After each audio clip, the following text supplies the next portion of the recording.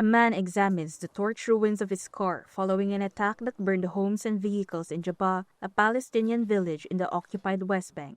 On Monday, Israelis had set fire to homes and vehicles in the village after an earlier attack in the village of Seir, according to the Wafa news agency that quoted officials. Ali Abu Loha, a Jabba resident, said he was at home when the attack began.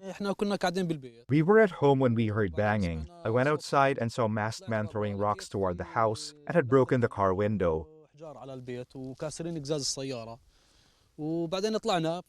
We got scared, so we left, and it turned out they were settlers. But then they ran away from that street after they burned that car over there, and my uncle's car, and my other uncle's car as well. They burned 2 cars that belonged to my cousin. This is what happened.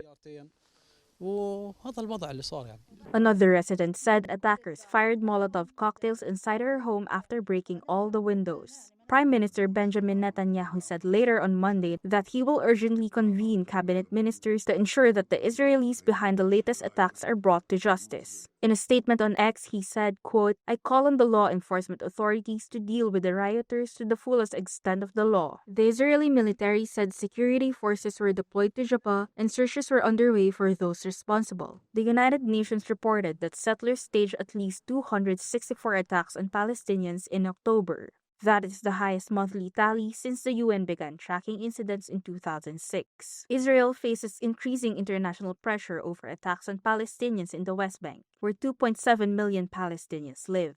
Successive Israeli governments have encouraged Israeli settlements to expand rapidly in the West Bank, which has long been at the heart of plans for a future Palestinian state existing alongside Israel. The UN, Palestinians, and most countries regard settlements as illegal under international law. Israel disputes this, citing biblical ties to the land and security concerns, with around 500,000 Israeli settlers living in the West Bank.